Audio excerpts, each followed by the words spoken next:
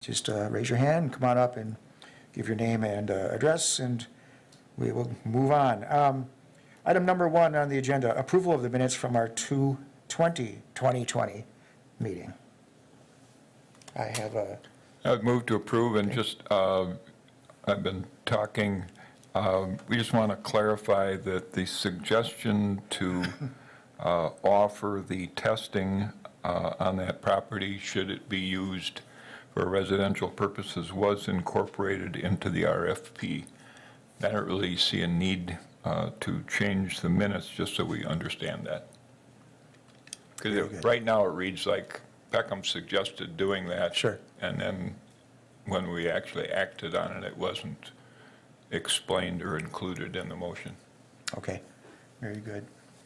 Do I have a second on the motion to approve? I'll second. All right. Anything else of concern in the minutes? Hearing nothing, all in favor of approval, please say aye. Aye. Aye. Aye, opposed, and none are. Thank you. All right, now items 2, 3, 4, and 5 have similar content, dealing on different tax increment districts. Do we want to deal with those individually or en masse?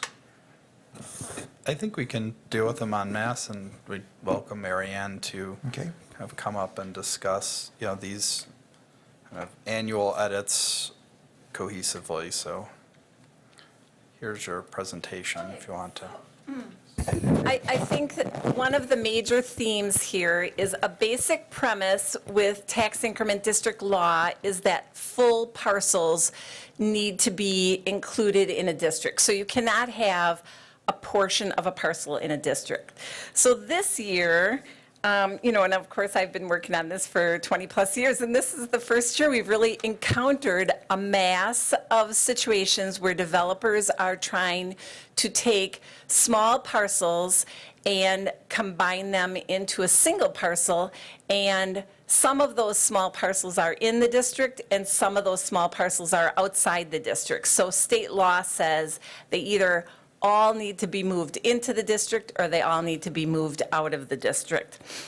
So you're going to see that theme kind of running through our amendments. The first one project that I'll talk about is the YMCA and Aspirus. Now, when we were first working on this district, if you recall, TID 3 is in the downtown, and it follows north on the river.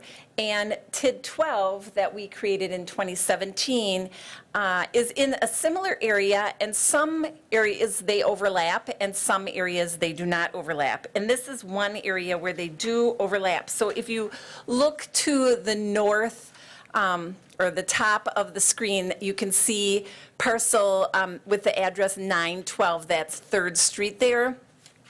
If you look really closely at that, you can see that that is in TID 12, and all of the green area is in TID 3. So initially, we were going to try to get all of these parcels, so there's going to, when this is complete, there's going to be 2 parcels, Lot 1 and Lot 2. Lot 1 is surrounded by the red line, and Lot 2 is surrounded by the black line.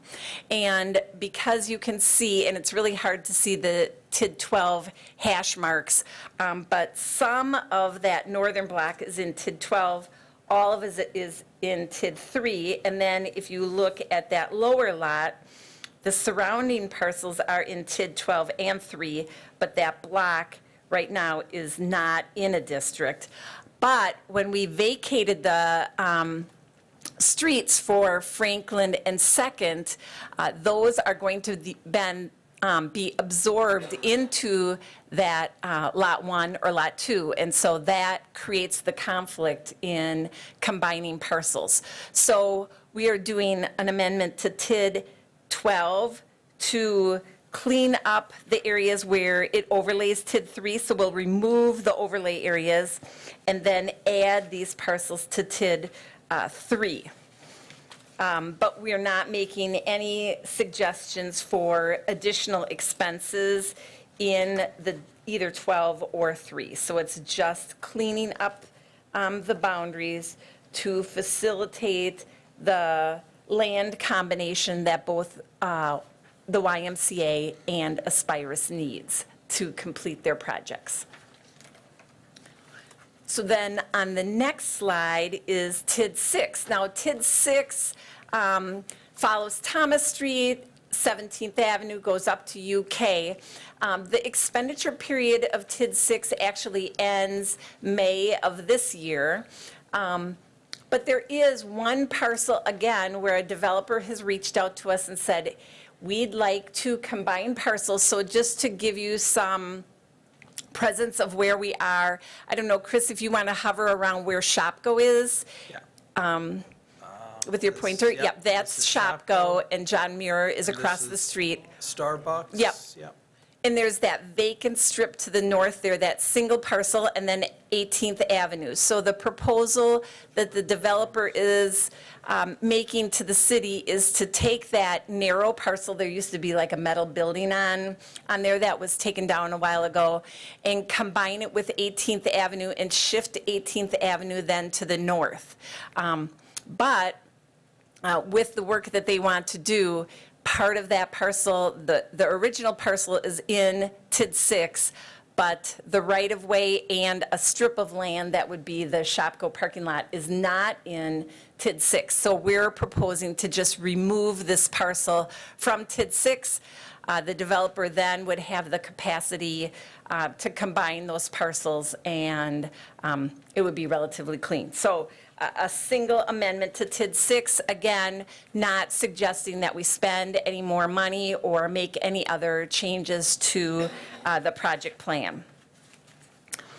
TID 7, so this is out by Menards. Menards is their new facility, if you want to hover, yep, right there. And then the old Menards is across the road. And you can see that across the road, there's that single parcel that looks like it's kind of red. That is a parcel owned by Menards, as those other parcels are, and they would like to combine those into a single parcel for marketing purposes. But right now, they can't because this one parcel is in the TID district, so we are recommending removing that from the district so that they would could combine that parcel. The other two larger parcels to the north that are in red, one of them is the fire station. The other is basically right-of-way. Again, we wanted to combine parcels for that fire station because we had purchased an extra lot over there. This was a number of years ago, to facilitate all of these changes and be in compliance. You know, that's tax exempt property. Why not just get it out of the district? And then there's some little slivers here, the green and the red, and those are near the US Bank site. Again, some of those parcels are wanting to be combined in, and so we're proposing to add them because, you know, the majority of the one parcel already is in the district, so we would just add that. And then the other one is not needed, so we would remove that. And then the other section, kind of that's green and long, right now is right-of-way. It's going to be vacant land, but it's part of that parcel that's in the hash mark, so we're basically cleaning up the line because we weren't aware of the fact that this parcel wasn't in the district. So just kind of cleaning up. In TID 7, we are recommending some additional projects. This district, its expenditure period ends January of 2021, so next January. So we've gone through and come up with, on the next slide, is highlighting some streets that are in need of improvement. So we would like to add project costs of about $1.1 million for street improvement projects in this area. And they would be within the half-mile boundary. And then $100,000 in parking improvements in Brockmeyer Park. And then when TID 7 had its first amendment, we highlighted some streetscape improvements that we wanted to make. And when we wrote the plan, we identified them as Stewart Avenue. And you know, it is a little confusing because Stewart Avenue starts out and then turns into Highway 52 Parkway. So we're correcting, I guess, a misnomer of that street that was in a project plan amendment that was done a number of years ago. So we're not adding any expenses, we're just correcting a street identification to be Highway 52 Parkway. So this, again, just to summarize, TID 7, we would be adding 1.1 million of street improvements, 100,000 of parking improvements. TID 8, this is the district that's in the near west side, is kind of hard to see, but way up on the north end of the district is another situation where we have a developer where some of the parcels were in the district and some of the parcels were not, and they are interested in combining that entire block. And so we would be adding that to the district. And then you can see following Stewart Avenue, our goal, so we would have had the opportunity to create a single district to facilitate the Mountain Lanes redevelopment, but we chose to amend this district.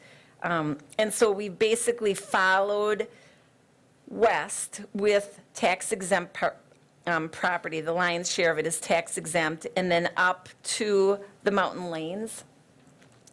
Common Council already entered into a developer's agreement for that provided for developer assistance over a period of years based on a share of increment. The total is $601,520. And then also in this district, we would like to spend within the half-mile boundary, and that would be to reconstruct 18th Avenue. And the cost of that would be $300,000.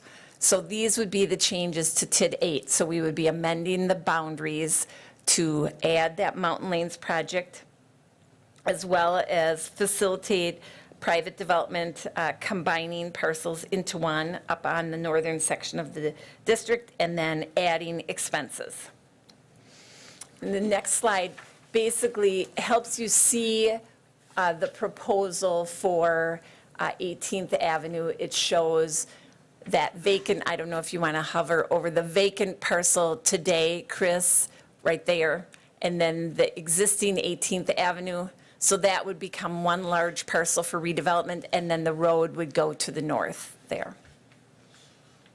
So that would be an expense of TID 8 in the half-mile boundary. And then in TID 12, as I mentioned before, TID 12 overlays TID 3 in a number of locations, and we're just trying to I guess, clean up some of that. So this is the Great Lakes cheese parcel. So this was placed into into TID 3 back in 2006, and then it was added to TID 12 back in 2017. Again, we didn't really know what we were getting into. Now that we have a better handle of what the redevelopment is going to be in that district, we would suggest that we remove it from TID 12 and let TID 3 just manage the district, that redevelopment project. So we would be removing the parcels. And then there were a couple of others that were next to the Great Lakes cheese where the storage units are owned by J. Newman. And then there's a couple of small little parcels to the north there that are owned by County Concrete that we would be removing because we need to maintain contiguous borders. So that would be removed to the north in TID 12. And then the other area in TID 12 that we would be removing is the first big box. That is the Grable property. Again, that is in TID 12 and in TID 3, and we would be removing that to get rid of that so it doesn't impede the combination of parcels. We would be removing the landmark building. Again, when we were creating this project plan, we weren't sure what was going to happen with landmark building. They're not going to need any TIF incentives, so we would remove that in the 400 block.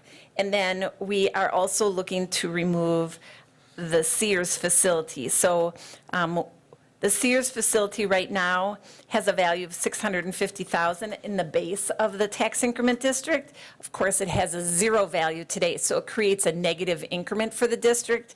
By removing that from the district, that would eliminate some of its negative increment, which would help the financial viability of the district. And this district already allows expenditure within the half-mile boundary, so we don't really need it to be in the district. And I don't know. So we were proposing to remove that too.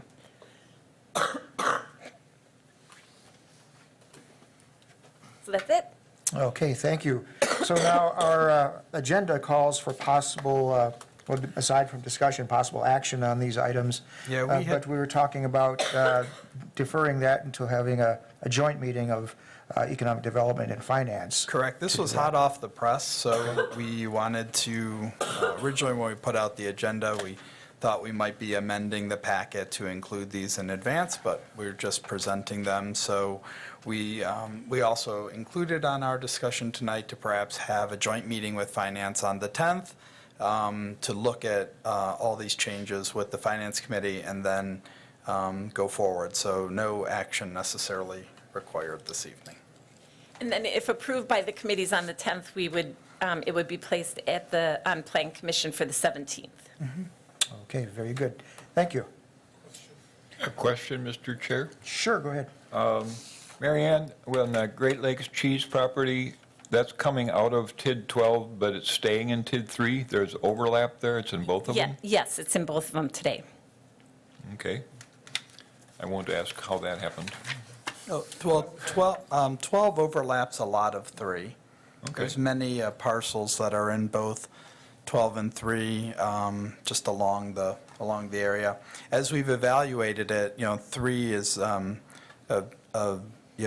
will be a very healthy district, and there's, it still has life left in it, so, it will be able to, kind of address any issues there without help from another district. Okay. I didn't realize you could overlap them, so.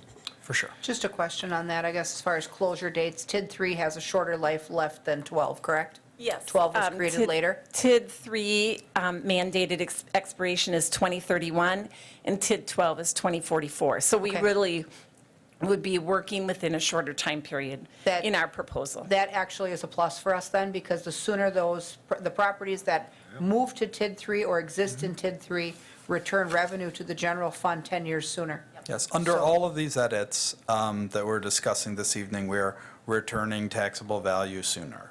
That- Just a few minor edits where we're adding, those minor pieces, but there's,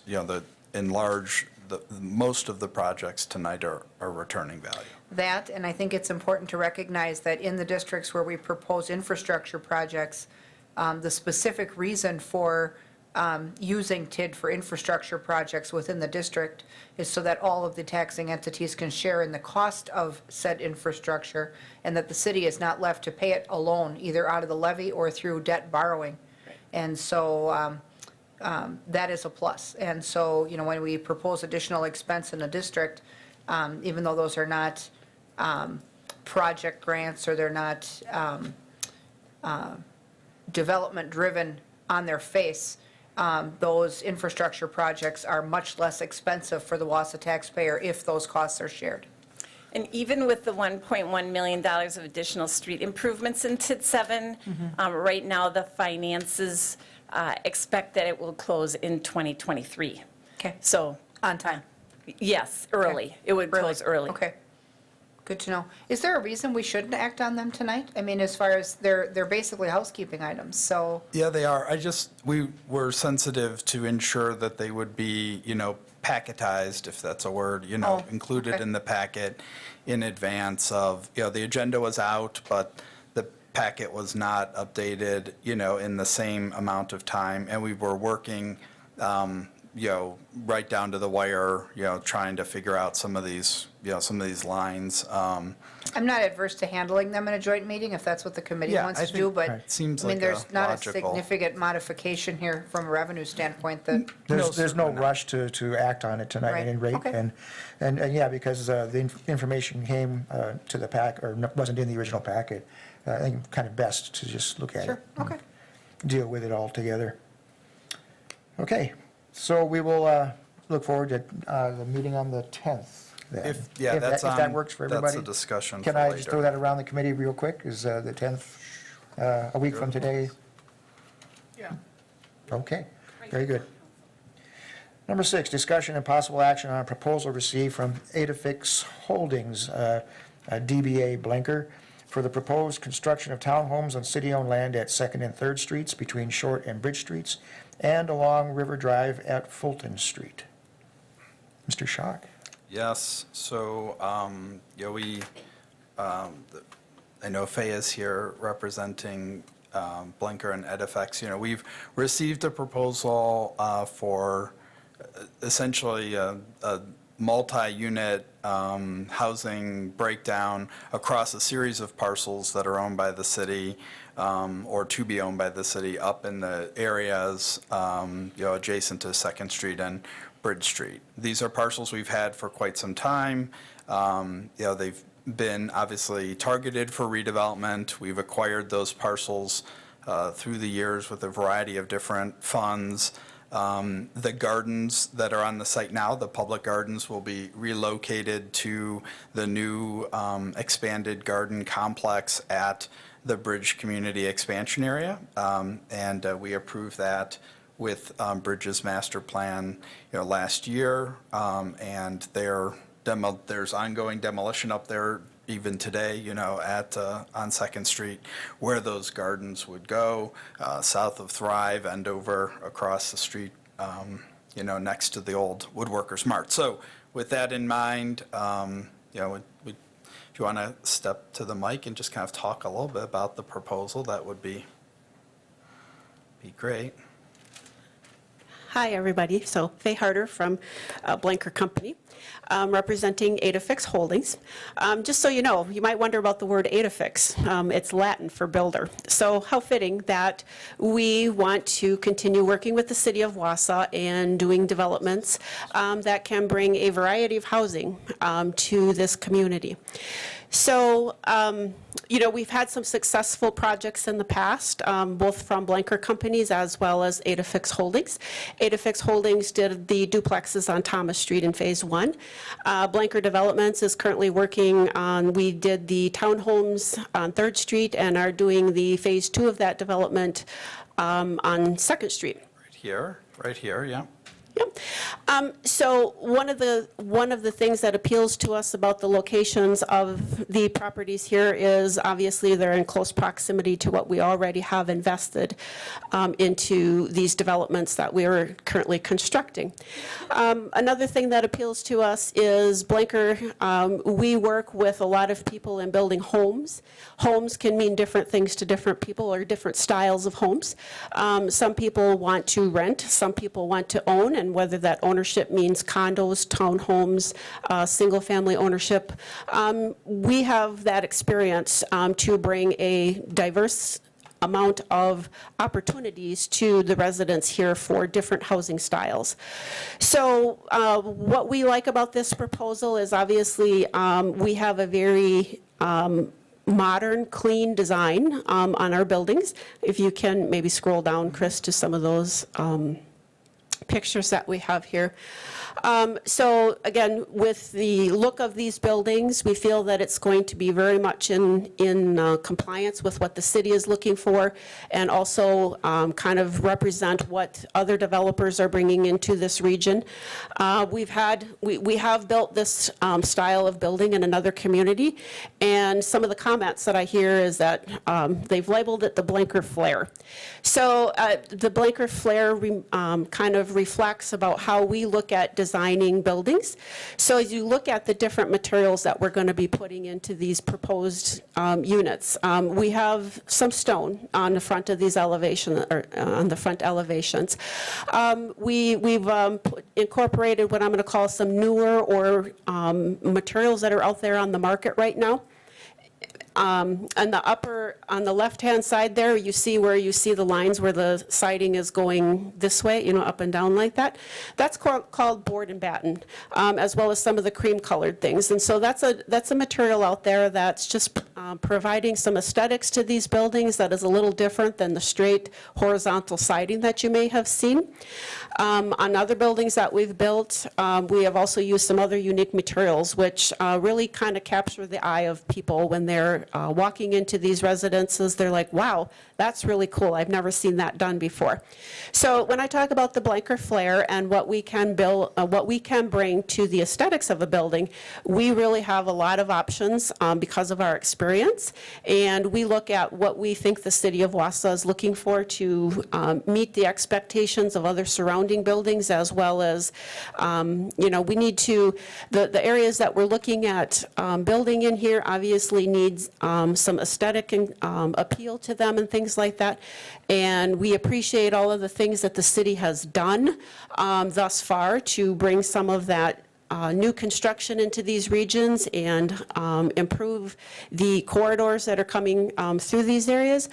But we also are looking at targeting, we've designed these buildings so we have a mix of 1, 2, and 3-bedroom units that can accommodate anybody who's looking for an economical 1-bedroom unit to somebody who's looking for maybe a more spacious 2 or 3-bedroom unit, depending upon where their income level is or the number of residents that they would have in the unit. So we are very excited to bring this proposal to the city of Wausau. We've had great success with the prior projects that we've done with the city, and we were just looking at this point to get your input, your feedback, hoping that we can move our proposal into the next stages of development. Great. I guess, obviously, tonight we're discussing, kind of the request from an incentive perspective and from a, land allocation perspective. The project would still, obviously be reviewed from a planning perspective and from a zoning perspective and, determined, for, the respective properties that you've looked at. Yep. And so these are obviously the proposal for the area around Second and Bridge, really Second between Bridge and Short, and those extra parcels that the city owns at the moment. There's a variety of units, right? 2 units, 4 units, and 12-unit sized parcels. And then also we can talk about, you also propose a different type of housing type at the corner of Fulton and First and River Drive. And so that's these parcels here, which are adjacent to Fulton Street. This is Fulton Street Extension, built this year. This is the new River Life apartment building, which is under construction now. This is where the River Life condos building has been proposed, essentially on Lot 5. And, these parcels were originally discussed as townhomes, but, didn't move forward, obviously, in the initial design or back in the original plan. But, they've now presented a vision of a townhome which is very similar to what was originally discussed. And it takes advantage of the grade by having the parking nested underneath the building. So, if you can picture, this would be the riverside with lots of windows and the garage underneath, and this would be the front facing First Street on either side of Fulton Street. Alder Rasmus. Thank you. And so with the townhome concept, which these, some of the elements in these are visually striking, are we looking at those homes to be sold or rented? These would be rented. They would be rented. At what price point, roughly? We haven't finalized what we would put in there for the interior amenities, but based on what we have done on Phase 1 of the Thomas Streets, as well as what we know the townhomes on 3rd Street are currently at, I would project these, obviously it's going to depend 1, 2, or 3 bedroom, so we would range probably somewhere from $1,000 to $1,100 to maybe upwards to $1,500 or $1,600 a month. Having put these all together, like in basically one response, would they be built in parallel or phased? We are looking, we have a number of projects going right now, and we're looking to start getting some things set up for us to start construction either later this year or next spring. We do have the capacity to start both of these, depending upon when the lots and things like that, and how we'd want to proceed. So, there's a variety of building styles there, everything from 10, 11, or 10, 8, 6, 4, 2-unit buildings and stuff like that. So we would work with that and see where we want to begin, and then we are prepared to start construction on these relatively quickly if we can. Okay. Okay, one additional follow-up Sure. question. On the second and short proposal, which is the other design, the 3rd Street Townhome project does have an elevated level of either brick or stone on those units aesthetically. In this design, because our preference near the riverfront is to see a diverse mix of materials, but perhaps a greater presence of higher-end material, is it possible to enhance the presence of stone rather than just to have it on the 2 garages? But are there other elements on that front-facing side where we could incorporate an added amount of stone or hard material? Because it's a very attractive feature on the 3rd Street townhomes. That's often what people see first. And I feel like less is more with siding in those areas. I mean, we've been trying to strive for less siding. Even if it's smart side, we're still looking for, less of that. And the visual interest that stone adds just gives you an elevated curb appeal. Is that possible? Most definitely. As you look, you might visit our website or look at different projects that we have done, but that is one of the versatile options at Blanker Companies or Adafix Holdings, who would own these, but we are affiliated companies. We have a lot of flexibility in what we can do for a design, and a lot of this is how do we want to give that visual appeal to the residents there. There were a lot of things when we built the duplexes on Thomas Street. I can't tell you the number of people who have reached out to me to find out what were some specific materials that we used because they did like them and they wanted to maybe do them in their own homes, or just complimentary on how these buildings had really improved the front facings of the streets and what we were. Secondly, both on the townhomes that we have here in Wausau, as well as the duplexes that we did on Thomas Street, whether they were rentals or for ownership, those are the things that people did love about our buildings, was that we use different materials to kind of separate. There's a lot of people that build a building and make the whole front the same, maybe only some diversification with some windows or a door or something like that. That's where what we look at in this design aspect is we can incorporate as much or as little of a material as what we like, but it does kind of differentiate the different units, which helps people identify whether it's if they're renting or if they have visitors come and things like that. So we most certainly can look at, as we progress through this development, looking at if the city would prefer to see more of one type of material or another. But ultimately, Blanker Company has been known to use a diverse amount of materials in their buildings, which really helps visual Well, and that was aesthetics. evident on the 3rd Street, the first phase of the project. And I think that really brought a lot of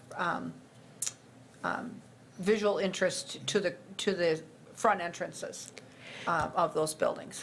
And one other comment I'll make about those, the front, what faces the street there is, we have a tendency to either bump out or recede the different units, which again does help differentiate them as individual homes and things like that.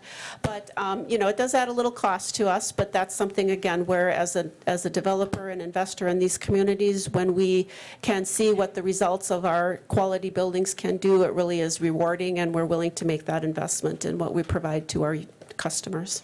And same thing with an elevated level of landscape then on the exterior as well? Yes. Okay. One thing, if you can go back to that one that we just saw. Sorry. I do like the contrasting colors even, there's brighter and darker to kind of break it up, so it's not like a wash of brown or whatnot. I'm sure that aside from, looking at possible, like adding more stone or whatnot, tweaking could be, looking at the color of the doors or the decking, that kind of thing to, do we have the right balance of contrasts and whatnot to kind of keep the eye moving? Correct. I mean, these are just examples. If you keep scrolling down, you'll see these buildings in different colors. And Yeah. again, we look at, we are not a builder that wants to kind of keep repeating building the same building over and over, even though it's in a close proximity here. So we wanted some diversification from what the townhome look is on 3rd Street and 2nd Street. This is also a similar type building when you think of how the units are laid out, but it definitely has a different visual appeal to people with the slanted roofs and the different materials that we can use, and same thing with the landscaping and things like that. So there's all kinds of options that we can do. It's just a question of, we'll work through those details, I think, as we move forward in the meetings to hear different input from the city and different opinions on what we would like for building materials. Very good. All right, thank you. Yep. Question Sure. over here. Mr. Martin? Go ahead, Michael. Oh, okay.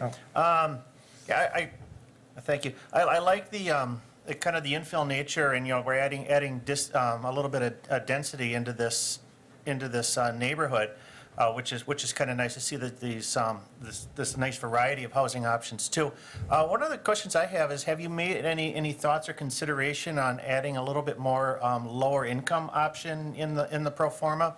Everything here is kind of market rate, and I feel that with this neighborhood, if there was something else, maybe that would kind of fit the overall income level of the neighborhood, in addition to market rate rental units, it might be a really, really nice addition to have a housing option for all. With these specific buildings, we are not looking to go below that. Some of the things maybe we haven't talked about is we are looking at putting some good quality amenities and fixtures inside the buildings as well. And there are surrounding properties in this area that serve different markets. So we kind of looked at that and asked ourselves, what is the price point that we wanted to be at, and where do we feel the highest need is as this area develops? So at this point, with these specific units, we're not looking to decrease the quality to maybe accommodate that market. We would prefer to do them as we are proposing. That doesn't mean that we wouldn't consider other opportunities if you're looking at different locations that we could build on. Mr. Peckham? Yes, I like the looks of these buildings, and I would like to see every one of them constructed as soon as possible. But I think we have a kind of a big lump here, and not all the lump is the same, especially in terms of the city's participation, in terms of the price of the land and possible TIF assistance. We have been doing that along the River Drive, River Life Development area, and I can see continuing with the Adafix / Blanker folks along similar lines for the 4-unit buildings that they're proposing there. But with the stuff on 2nd and 3rd, I don't think any of that is compromised property or land contaminated, is it? No, it's not contaminated. It is in TIF 3, and we did, obviously, we did provide incentives to the row houses on Third Street across from Glass Hat. Not to say that that land was contaminated, but we did provide some level of incentives. I would be a lot more comfortable if we had put this out for an RFP and a wider variety of possible developers would have had a crack at it instead of just poof, it's all gone. That's an option as well. And I think that we might also consider if maybe the RFP or maybe listing it with a commercial realtor and see what we can get out of this. The idea of just turning, especially the parcel next to Glass Hat and across from Charlie Quarter Flat, just say, okay, it's yours for $1. It doesn't seem like we're using all of the opportunities that we have before us. Thank you. Mr. Gisselman? Thank you. Well, I heard two words this evening, lump and fit. I don't think it fits really. As in other areas in the city, I think we tend to plop developments in that with no sense at all of the neighborhood. I mean, if you look at the townhouses on Third Street somewhat fit into the neighborhood, but these really, in my view, do not fit within the structure of the neighborhood. I mean, they're just really not accommodating to the houses that are there, either on the north or the south side of Bridge Street. I mean, they're just there, sitting alone without any degree of architect, and I'm not an architect, and I'm not a designer, but I think that we should really, and I know the city of Wausau doesn't really care about this anymore, but I still will raise the voice for some of the neighborhoods that we plop developments into without any regard for the neighborhood or what the houses in the surrounding neighborhoods look like. I mean, there's no resemblance in my view, with regard to what's there. And I, again, as in other past developments of this nature, I will stand opposed, and especially to the Second Street ones and to the ones on First Street and Fulton. Those developments are plopped into 3 houses that are on the historic register of the city. There's no resemblance at all to what those historic houses are like. Maybe someday in the future, the city will look towards those neighborhoods and some degree of architectural integrity with regard to the houses that are around there, but I'm really not seeing that today. And I know my term on the city council is over, but I thought I had, in the past years, had echoed that, but so be it. I really don't think that they are a part of what a neighborhood should be like. Thank you. Thank you, Mr. Gisselman. You know, I can walk through various neighborhoods in my district on the east side and see a lot of variety from block to block. Historical homogeneity is not really, evidenced block after block. You see a later decades brick apartment building right across the street from 120-year-old houses and that sort of thing. And we also do know we have a need in the near downtown for some higher density residences too. So, I mean, it's all worthy of looking at, and perhaps we are looking at, some areas in transition. But I'd like to get into this in detail in our closed session for sure. Anything else in open on this one?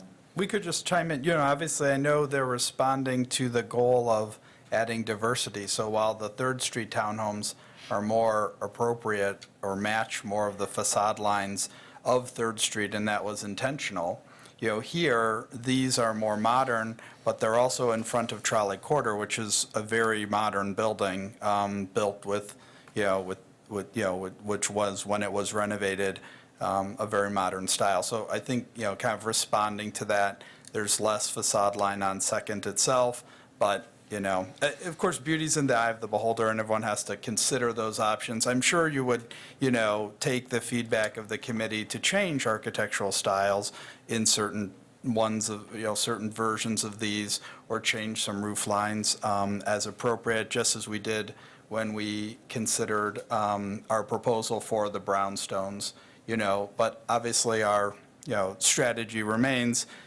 as Chairman Neal noted, that, the goal is to, is to ensure that there's a variety of different types of housing as close to downtown as possible with walkable amenities and, that's attractive to residents to live there, so. And I guess what I'd like to add to this is, as a company that's looking to invest into different types of residences in a community, I'm going to let our past history kind of speak for itself, because the townhomes on 3rd Street have been 100% sold out, and the duplexes that we built on Thomas Street in Wausau were occupied 100%, and we continue to have inquiries about more units of those styles, so that people do have housing choices. So I think that we do need to listen to what people are looking for in the market, as well as what works well in a residential community. So we strive to meet that, and any input that we get from the city as we progress through these proposals will definitely help us define and meet all of those expectations. So, thank you. Very good, thank you. All right, we will move on.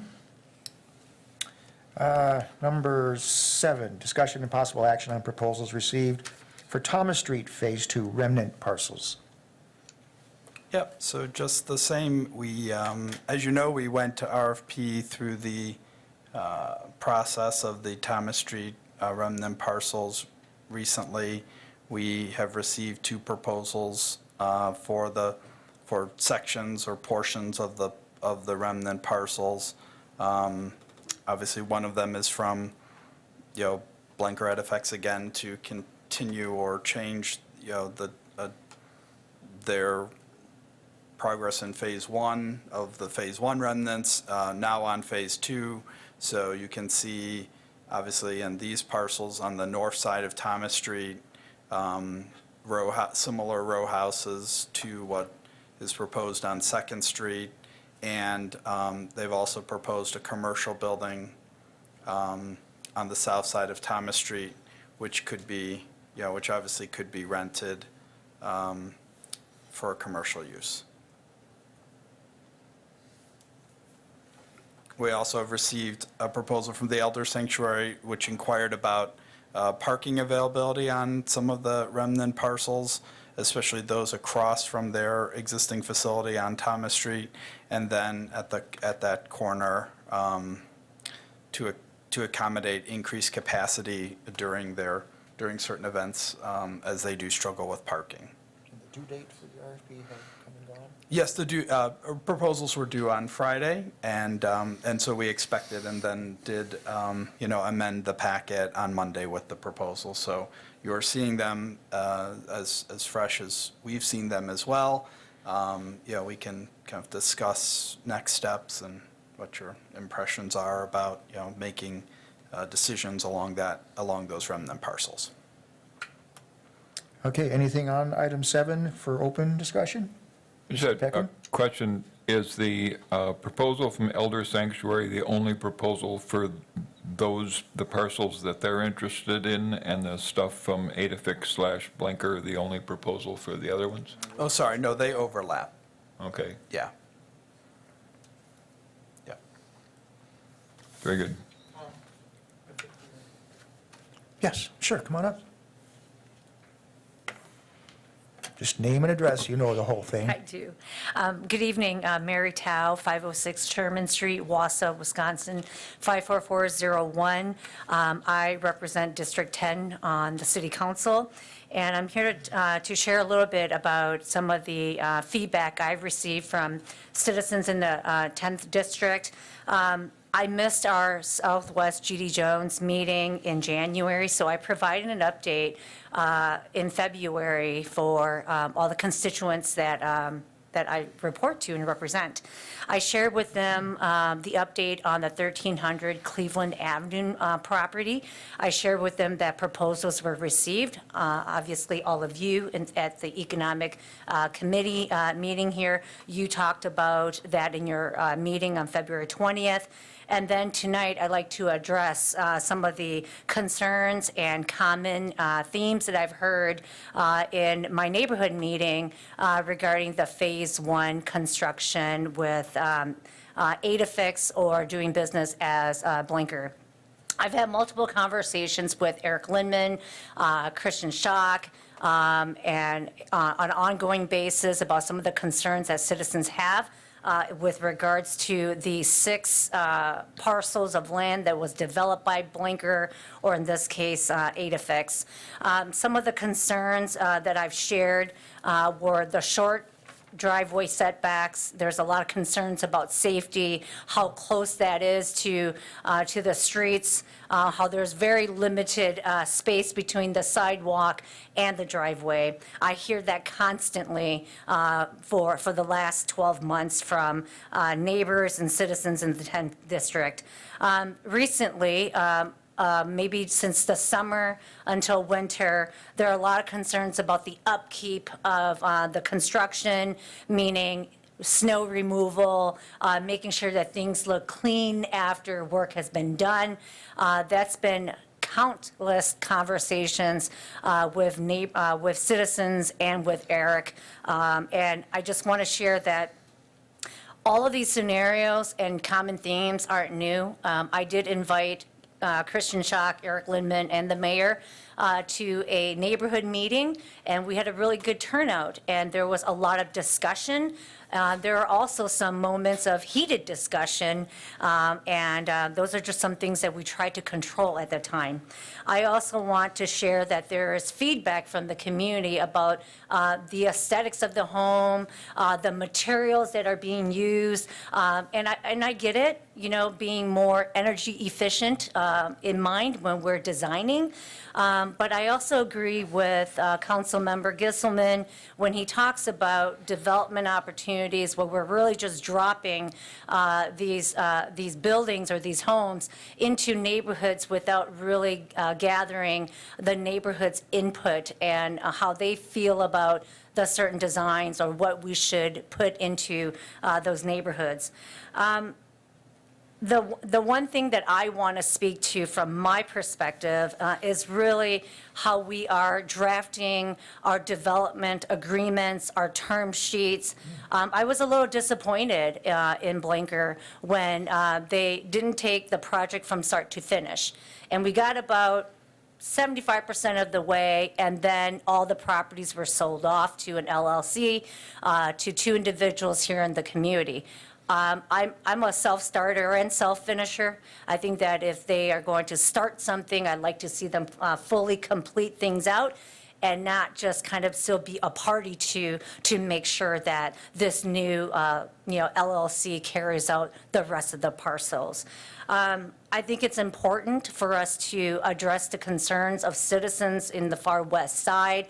I think they have a lot of information to share. As you heard tonight, Blankier or Adafix is very open to the Wausau input, whether it comes from city council, from this committee, or those that live in our community. I think that as you move into closed session tonight, and as you have further discussion or you take action, I hope that you hold off for a little bit, gather the intelligence on Phase 1 from our constituents, because I think they have a lot of great things to say. It may be good to hear, and it may not be good to hear, but I think it sounds like Blanker is willing to listen to what the community really needs. And I hope that the Economic Committee feels the same way. And I hope that all of you take some of the input that I've shared on what I've heard from constituents from the District 10. So thank you. Very good, thank you. Just a quick Rasmussen. question. Has anyone from Blanker or Edifix ever been invited to the Southwest Jones Neighborhood Group to hear or address these concerns? I mean, if there's concerns about operations or maintenance, obviously they want to be on top of that, so were they ever invited? You know, I mean, it's one thing to invite, city staff people to talk about design and aesthetics and whatever, but if it's how the building is being run and the conduct of the folks living there that are under a lease with a business, I think that there's value in inviting that business and letting them, be able to address those neighbors if they have the opportunity. And neighbors in the literal sense of the word, being a local business would be, great if they were involved in those discussions. Sure. Correct. Okay. I was wondering if Yes, somebody, thank you, I think I was recognized. The slides that have just been up on the screen, could somebody explain those a little better? They look like on our packet, on page 35 of our packet, they look like on the west end, which appears to begin in the area of Cleveland, but isn't really clear. Looks like a whole bunch of green with, I'm not sure what these buildings are, what the driveway cuts are. Do you mean- what the parking is in the Sorry, back. yeah, sure. Do you mean Kind of here? Yeah. Yes, so. Well, the whole schmear, Yes. what are those things? Well, And they're. if you live there, where are you going to park? Sure. Well, they would have garages off the alley and then parking spaces, They'll extra come parking like on River spaces. Street? This is the alley. Okay. So again, I think, certain, obviously the planning commission, works to, we wrangled with how to best reutilize the remnants along Phase 1 as well. And we've shared with the neighborhood and with others that, it's a balancing act about reintegrating city fabric, oftentimes on parcels that are not, not ideal in their size, but, or may not be ideal in size, but trying to work with, what with the remnants that were left, Is so. this a reaction to that, so that we have the no driveways? Correct. It's on not, the- yeah, off it's the not front? necessarily a reaction, but what it is an opportunity because there's a lot more room, because these parcels were taken entirely. So as part of the road project, so there's a lot more room, a lot more opportunity for a larger setback, a lot of opportunity for parking off of the alley. These are not going to look like the other ones. And they will look fundamentally different. Yeah, these are proposed to look like the versions of the Second Street ones that we just Further from saw. the street and more. Correct. yeah, Further from the expected street and far, and, look. exactly, and have Okay. parking behind them. Again, everything is considered, on its merits. We work with, we work with the constraints that we have, especially when you're looking at doing quality infill projects. I'm, again, very confident, that, we have chosen very quality, choices in the way we've designed it, but we do work with a lot of constraints. We worked with a lot of uniquely situated parcels on Sherman as well, and in other quadrants of the city where we're working to, accommodate infill, and the parcels, are what they are. Yeah, you're So not we're dealing with a trying blank to. slate. What's on the west end of that? And so they're proposing some storage units. Okay. Yeah, and that's in the proposal So itself. the It storage says- units would abut the Walico property? Correct. Okay. I think they're viewing that, and maybe Faye will correct me if I'm wrong, but I think they're viewing it as, it's a garage building basically, but it's an opportunity for additional storage and an opportunity as a buffer to the Walico property, which obviously, is not a, it's not something to look at, So that is like an opportunity for them to, kind of look at that. And then there's obviously, a building that's designed here with, we would encourage, obviously, parking off the alley. That's something we've encouraged on, where possible, on Third Street, all of the parking on Second Street. The other projects done, includes parking off the alley, because it allows that, urban feel. And it allows, Thomas Street to, try to limit the amount of curb cuts to Thomas Street. We did that in Phase 1 as well. We attempted to limit it as much as possible. There are just a few curb cuts to the street itself where it wasn't practical, to access areas off side streets.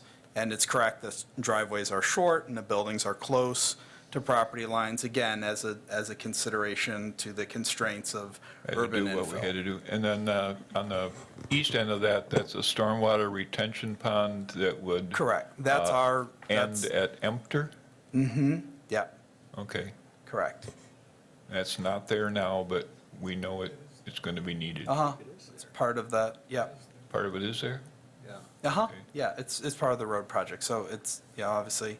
And then you can see, again, we work with the parcels that we have, sometimes pieces of parcels where we didn't have a full taking, right? So looking at an infill project here, and then where the motel was located, another style of row house with garages that kind of are off of a center parking area. Again, this is a narrow parcel that's, has great views of the river, but is constrained in some ways. We are retaining quite a bit of it for the trail and the gateway area, so that's already included. And they've also included quite a bit of open space, there that would complement our trail gateway that we're, contemplating there at the corner of the bridge and Thomas Street, but. Okay, and I know we're going to go into this in executive session, but I think it looks like there's 3 clusters of housing on the north side of the street. Correct. I'm going to Yes. propose that This we is 1 require, and 2 and 3. I would propose that we would require that one of those clusters be affordable housing that would be, workforce, $500 a month, something along those lines. Sure. I think, it could be made to fit in with the neighborhood. Maybe it would go near the bridge, I don't know, but I think we should push for that. And then the third was this commercial building, which is, Yeah, McCleary and Thomas, a, fairly standard strip commercial. yes, and I've been turned into the chair, but Mr. Killian, I think, has Yes, request. I was about ready to recognize him and Alder Rasmussen as well. I'll just add to your point, I have seen elsewhere, example in the third ward of Milwaukee where high-end market rate, condos occupy the same building as affordable rate residences by design to have that kind of diversity built in, to a project. So, Mr. Killian? Tom Killian, 133 East Thomas Street, and I live a couple houses west of the Dairy Queen, so this is pretty close to where I live. And I'd like to thank Ms. Tao for coming here tonight as the representative of those on the west side of Thomas Street, because I went to those neighborhood meetings just as a resident myself, and yes, what I sensed was a lot of concern and disgust over what had happened there with these blinker developments on the west end of the neighborhood. And I think that, I understand as an economic development committee that you are under, the stress and goals of coming up with something that increases tax base and is good for the city's bottom line and so forth. But I'd like to really underscore that what you're dealing with on Thomas Street is not a chop shop.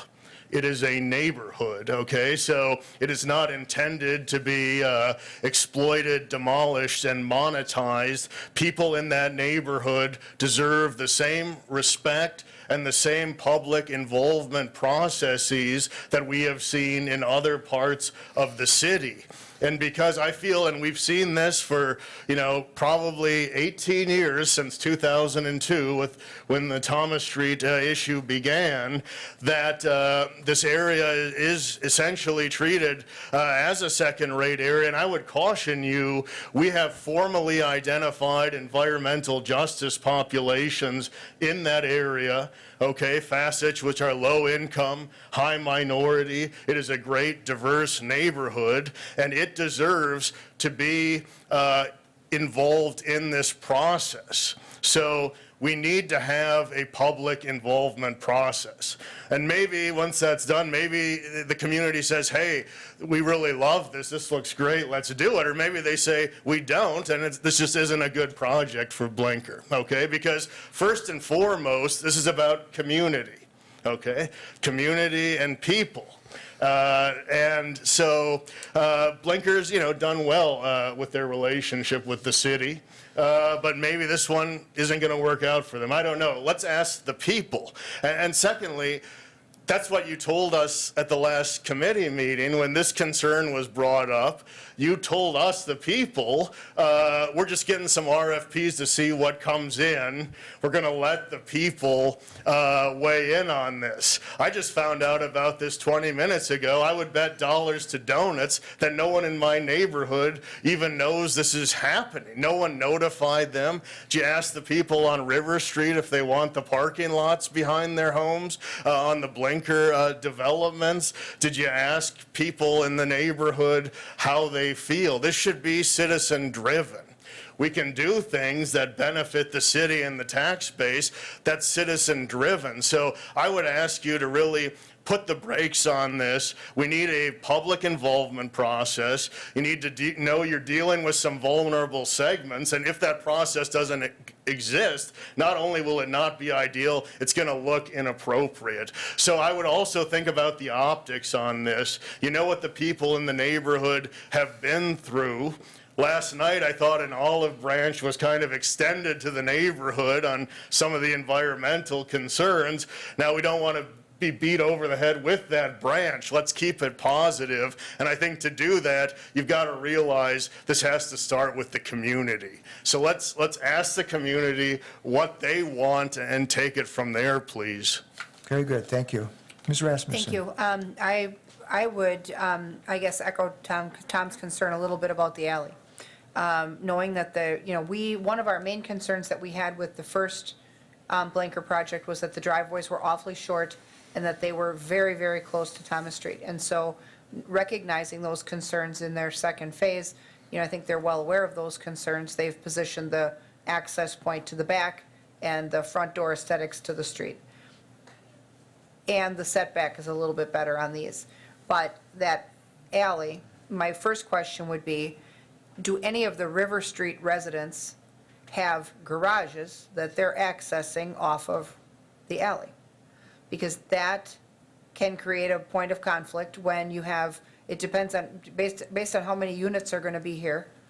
You assume that each of those units comes with at least one car, and the folks that already live there have cars, and campers, and boats, and whatever else. If they need to get in and out of these backyards and garages using the alley, you could have points of conflict there. The alley isn't very wide, and alleys are never maintained by the city. So it would be incumbent upon all of them to work out the maintenance of the alley. If it's the only point of access, somebody's going to have to plow it, maintain it, grade it, patch it.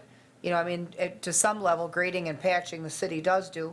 They'll also pave them if there's a petition from all the property owners. But the winter maintenance, if that's the only way in and out, somebody's going to have to consistently and reliably take care of that. And it's a narrow passage through there. So, I've not been in the alley back there to know who's all using it right now. But is that going to be a point of conflict? And I guess then the second question is, with a public process, obviously any of this is going to have to go through Plan Commission, which requires a public hearing. Separate from that, given the tensions that we've had before with projects in the area, could we conduct, separate from that process, a listening session for the neighborhood? Bring them together, just a public information meeting, no decision to be made, gather some feedback. Because sometimes a public hearing, being a more formalized process, doesn't always get everybody you need to have at the table. And so if you had a separate listening session, whether you have it in a neighborhood group, You know, if those residents participate at Southwest Jones, have it there. If they don't, if they're participating with another neighborhood group, we'll have it there. Maybe we have it here. But I think for people to take time out of their day and make a trip to City Hall, that's not always appealing either. So if there's some place where we can get to them, you know, where they meet, maybe we can have that public engagement session before we get all the way to Plan Commission and pick a plan. Mr. Chair? Mr. Peckham? I would agree essentially. One of the things Mr. Killian pigeonholed me on the way in, and he also mentioned, didn't mention at the podium, a concern about the Southeast Asian residents, some of the older Southeast Asian residents who live especially south of the new section, the new section of Thomas Street. So when we do this, I don't know if we would want to offer interpretive services, or I think we need to go the extra mile on that too. And I think, you know, taking our time on this and letting that neighborhood take a look at this, and by the time we have that meeting, we would know more about alley access and stuff like that, so we'd be better prepared to have the conversation. Could we take a moment to discuss the other proposal for the Elder Sanctuary, Mr. Schock? Sure, just to highlight, they've requested, parking on 2 of the parcels right across from their existing facility, so across Thomas Street. And then these 3 parcels are essentially the parcels at McCleary and Thomas.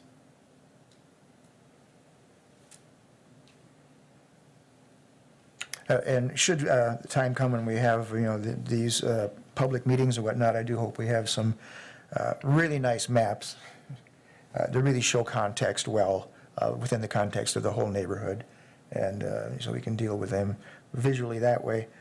Also, there's a number of things being proposed here, rather than one project. There's several, and they each have their own relative merits or lack thereof and whatnot that need to be considered. So, yeah, it's going to be a process that we need to, go through carefully. I would entertain a motion to go into closed session from somebody.